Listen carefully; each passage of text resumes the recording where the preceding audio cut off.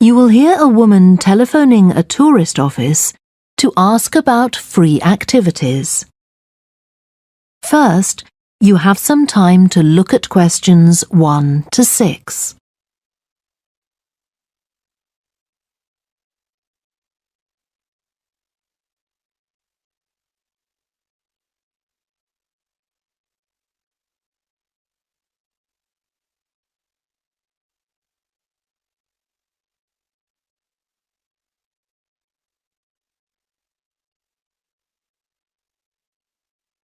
You will see that there is an example that has been done for you.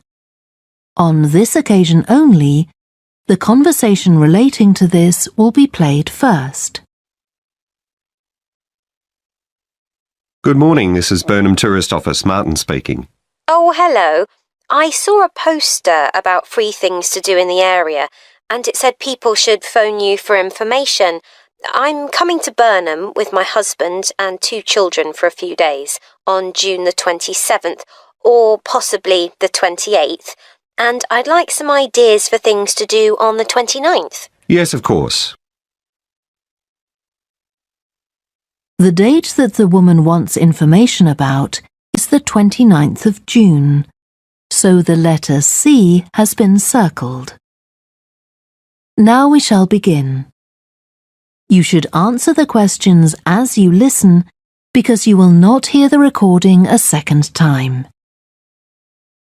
Listen carefully and answer questions 1 to 6.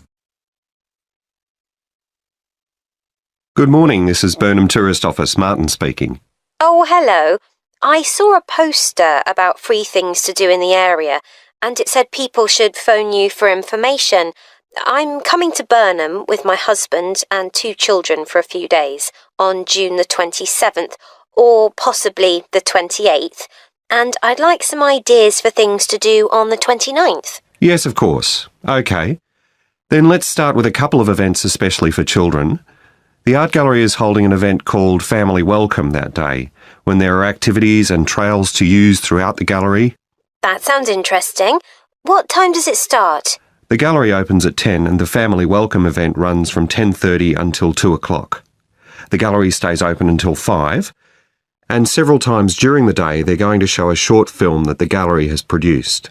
It demonstrates how ceramics are made, and there'll be equipment and materials for children to have a go themselves. Last time they ran the event there was a film about painting, which went down very well with the children, and they're now working on one about sculpture. I like the sound of that. And what other events happen in Burnham? Well, do you all enjoy listening to music? Oh, yes. Well, there are several free concerts taking place at different times, 1 or 2 in the morning, the majority at lunchtime and a couple in the evening, and they range from pop music to Latin American. The Latin American could be fun. What time is that? It's being repeated several times in different places. They're performing in the Central Library at 1 o'clock, then at 4 it's in the City Museum, and in the evening at 7:30 there's a longer concert in the theatre. Right. I'll suggest that to the rest of the family. Something else you might be interested in is the boat race along the river. Oh, yes. Do tell me about that. The race starts at Offord Marina to the north of Burnham and goes as far as Summer Pool. The best place to watch it from is Charlesworth Bridge, though that does get rather crowded. And who's taking part? Well, local boat clubs, but the standard is very high. One of them came first in the West of England Regional Championship in May this year. It was the first time a team from Burnham has won. It means that next year they'll be representing the region in the National Championship. Before you hear the rest of the conversation, you have some time to look at questions 7 to 10.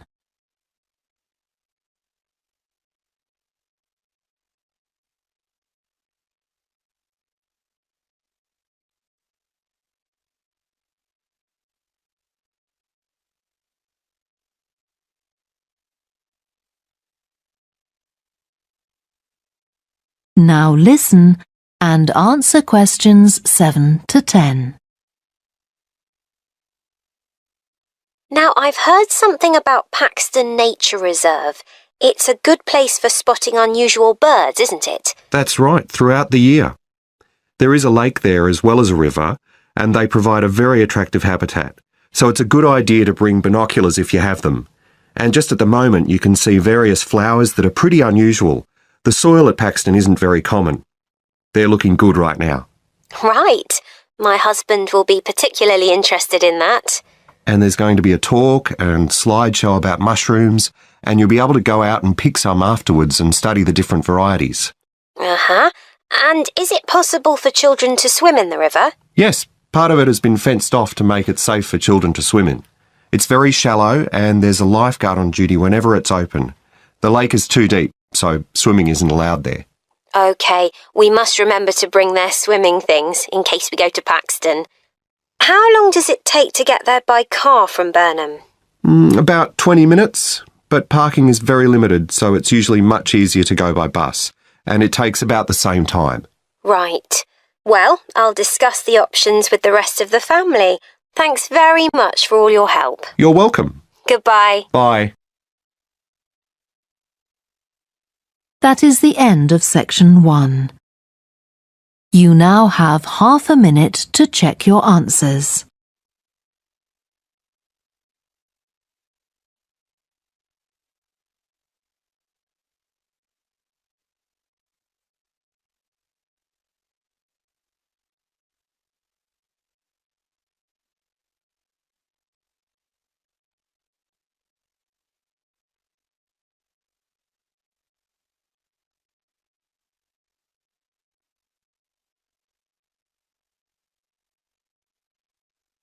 Now turn to section 2. Section 2. You will hear a talk given by a woman called Shona Ferguson about changes in a town called Barford. First, you have some time to look at questions 11 to 15.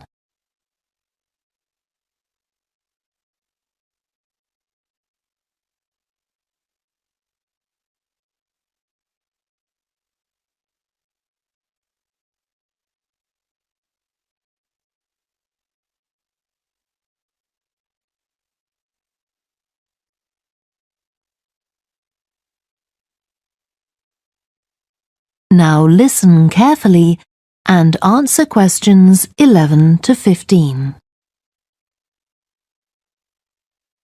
First of all, let me thank you all for coming to this public meeting to discuss the future of our town. Our first speaker is Shona Ferguson from Barford Town Council. Shona. Thank you. First, I'll briefly give you some background information. Then I'll be asking you for your comments on developments in the town. Well, as you don't need me to tell you, Barford has changed a great deal in the last 50 years. These are some of the main changes. 50 years ago, buses linked virtually every part of the town and the neighbouring towns and villages. Most people used them frequently, but not now, because the bus companies concentrate on just the routes that attract most passengers. So parts of the town are no longer served by buses. Even replacing old, uncomfortable buses with smart new ones has had little impact on passenger numbers. It's sometimes said that bus fares are too high, but in relation to average incomes, fares are not much higher than they were 50 years ago. Changes in the road network are affecting the town. The centre was recently closed to traffic on a trial basis, making it much safer for pedestrians. The impact of this is being measured. The new cycle paths separating bikes from cars in most main roads are being used far more than was expected, reducing traffic and improving air quality. And although the council's attempts to have a bypass constructed have failed, we haven't given up hope of persuading the government to change its mind. Shopping in the town centre has changed over the years. Many of us can remember when the town was crowded with people going shopping. Numbers have been falling for several years, despite efforts to attract shoppers, for instance by opening new car parks. Some people combine shopping with visits to the town's restaurants and cafes. Most shops are small independent stores, which is good, but many people prefer to use supermarkets and department stores in nearby large towns, as there are so few well-known chain stores here. Turning now to medical facilities. The town is served by family doctors in several medical practices, fewer than 50 years ago, but each catering for far more patients. Our hospital closed 15 years ago, which means journeys to other towns are unavoidable. On the other hand, there are more dentists than there used to be. Employment patterns have changed along with almost everything else. The number of schools and colleges has increased, making that the main employment sector. Services such as website design and accountancy have grown in importance, and surprisingly perhaps, manufacturing hasn't seen the decline that has affected it in other parts of the country. Before you hear the rest of the talk, you have some time to look at questions 16 to 20.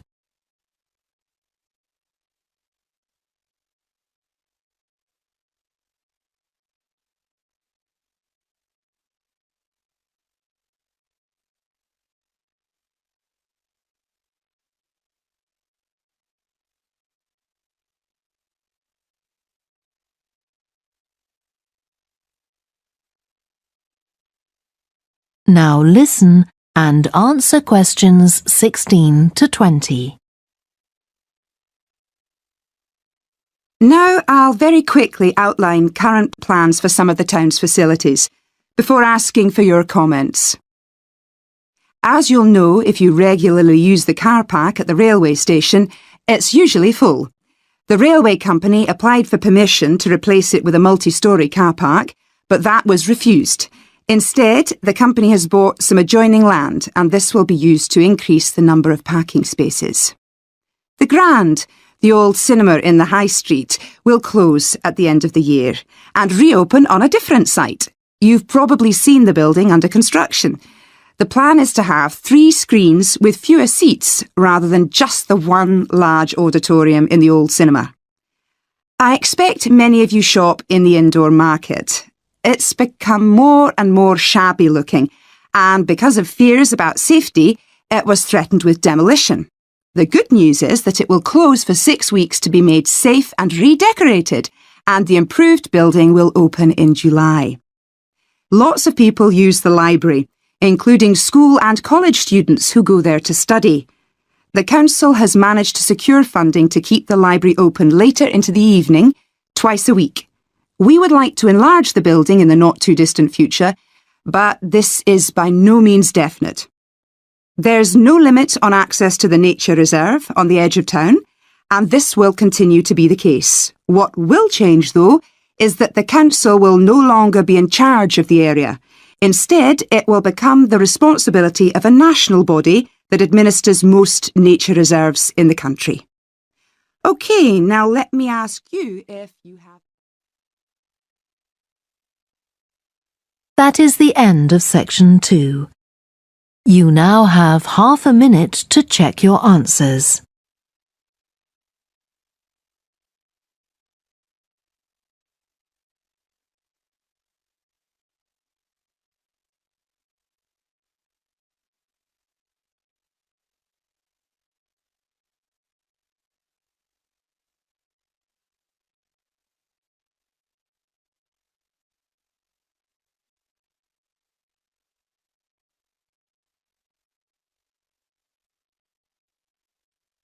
Now turn to section 3.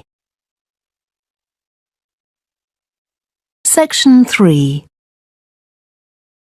You will hear 2 students called Helen and Jeremy, who are studying creative writing, discussing a project for their course which involves writing and illustrating stories for children. First, you have some time to look at questions 21 to 26.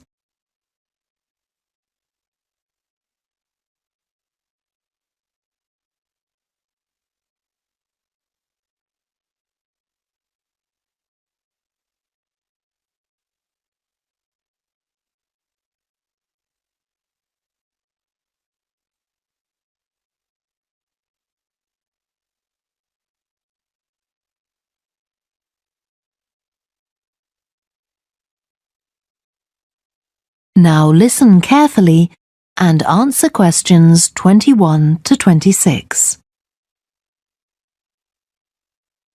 Hello, Helen. Sorry I'm late. Hi, Jeremy, no problem.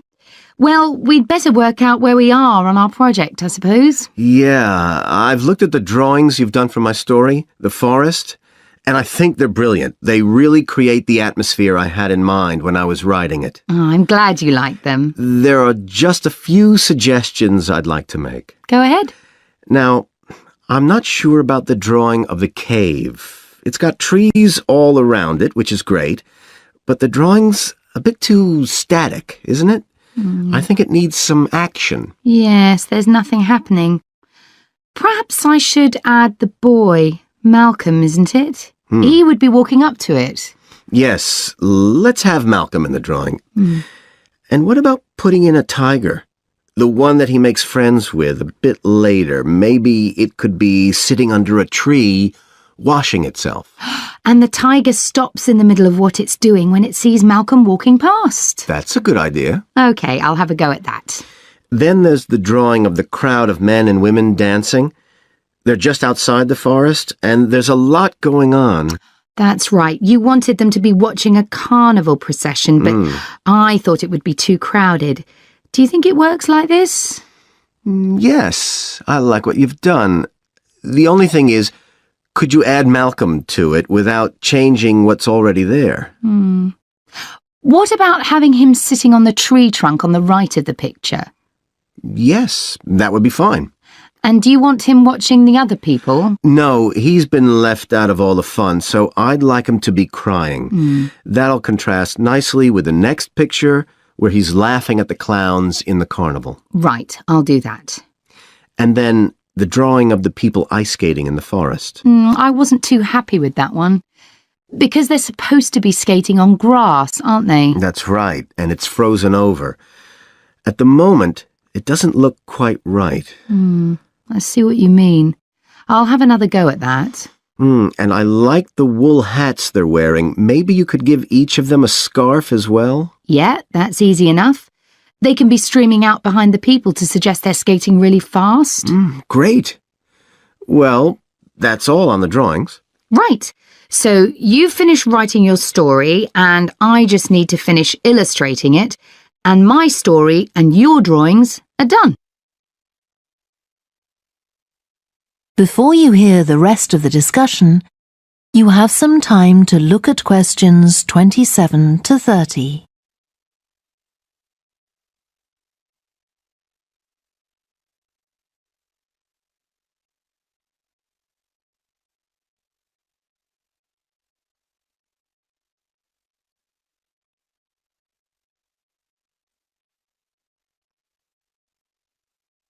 Now listen and answer questions 27 to 30. So the next thing is to decide what exactly we need to write about in the report that goes with the stories and how we're going to divide the work. Right, Helen. What do you think about including a section on how we planned the project as a whole, Jeremy? That's probably quite important. Yeah, well, you've had most of the good ideas so far. How do you feel about drafting something? Then we can go through it together and discuss it. OK, that seems reasonable. And I could include something on how we came up with the ideas for our two stories, couldn't I? Well, I've started writing something about that, so why don't you do the same and we can include the two things? Right. So what about our interpretation of the stories? Do we need to write about what we think they show, like the value of helping other people or that sort of thing? That's going to come up later, isn't it? I think everyone in the class is going to read each other's stories and come up with their own interpretations, which we're going to discuss. Oh, I missed that. So it isn't going to be part of the report at all? No. But we need to write about the illustrations because they're an essential element of children's experience of reading the stories.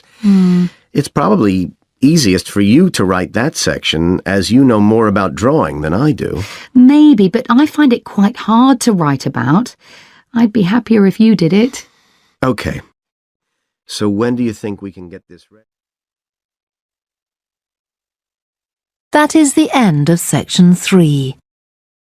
You now have half a minute to check your answers.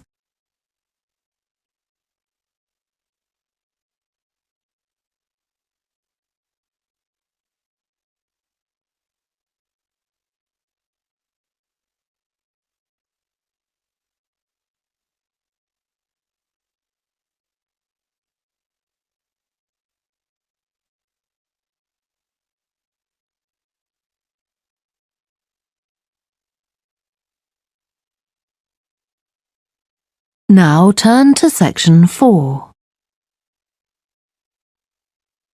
Section 4.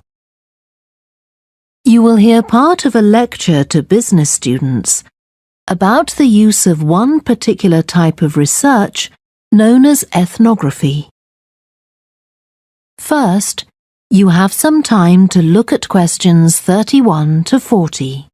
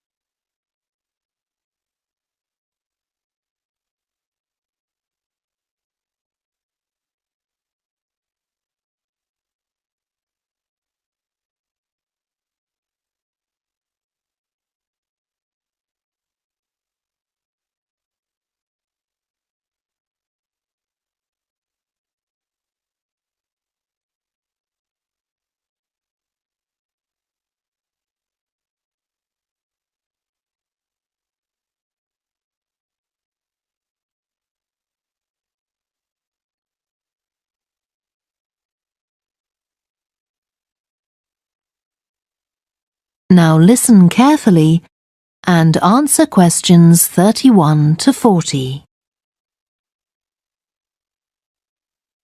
So, what I'm going to talk about to you today is something called ethnography. This is a type of research aimed at exploring the way human cultures work. It was first developed for use in anthropology, and it's also been used in sociology and communication studies. So, what's it got to do with business, you may ask? Well, businesses are finding that ethnography can offer them deeper insight into the possible needs of customers, either present or future, as well as providing valuable information about their attitudes towards existing products. And ethnography can also help companies to design new products or services that customers really want.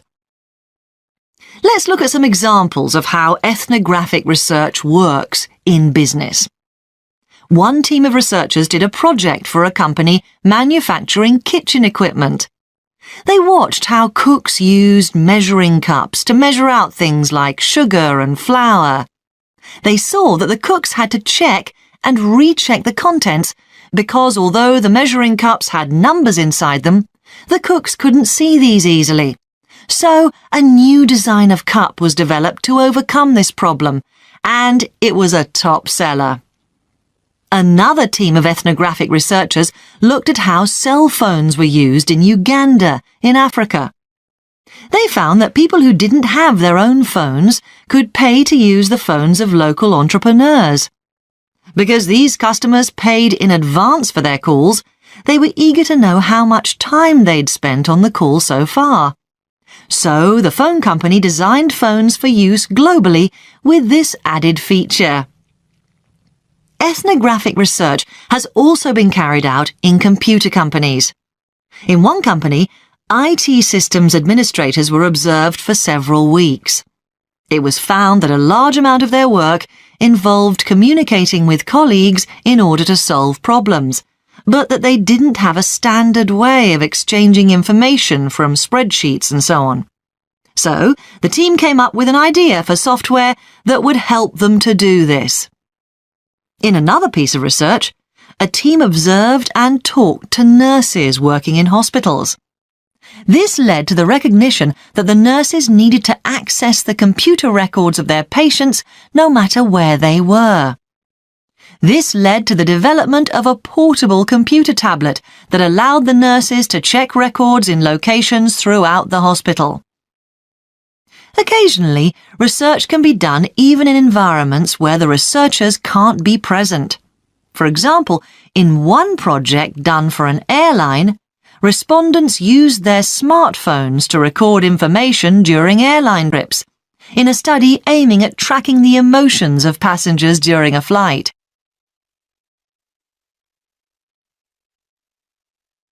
So, what makes studies like these different from ordinary research? Let's look at some of the general principles behind ethnographic research in business. First of all, the researcher has to be completely open-minded. He or she hasn't thought up a hypothesis to be tested, as is the case in other types of research. Instead, they wait for the participants in the research to inform them. As far as choosing the participants themselves is concerned, that's not really all that different from ordinary research.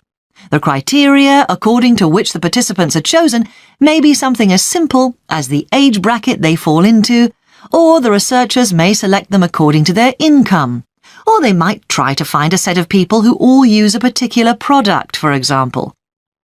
But it's absolutely crucial to recruit the right people as participants. As well as the criteria I've mentioned, they have to be comfortable talking about themselves and being watched as they go about their activities. Actually, most researchers say that people open up pretty easily, maybe because they're often in their own home or workplace. So, what makes this type of research special is that it's not just a matter of sending a questionnaire to the participants. Instead, the research is usually based on first-hand observation of what they are doing at the time. But that doesn't mean that the researcher never talks to the participants. However, unlike in traditional research, in this case, it's the participant rather than the researchers who decides what direction the interview will follow. This means that there's less likelihood of the researcher imposing his or her own ideas on the participant. But after they've said goodbye to their participants and got back to their office, the researcher's work isn't finished. Most researchers estimate that 70 to 80% of their time is spent not on the collecting of data, but on its analysis, looking at photos, listening to recordings and transcribing them, and so on. The researchers may end up with hundreds of pages of notes. And to determine what's significant, they don't focus on the sensational things or the unusual things. Instead, they try to identify a pattern of some sort in all this data and to discern the meaning behind it. This can result in some compelling insights that can, in turn, feed back to the whole design process. That is the end of section 4. You now have half a minute to check your answers.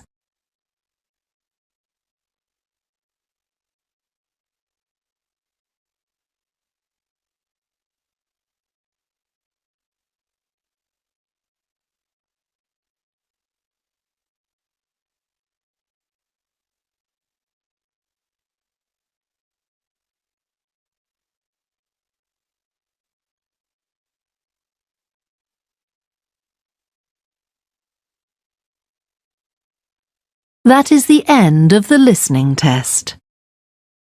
You now have 10 minutes to transfer your answers to the answer sheet. Please stop writing and wait for your question booklet to be collected.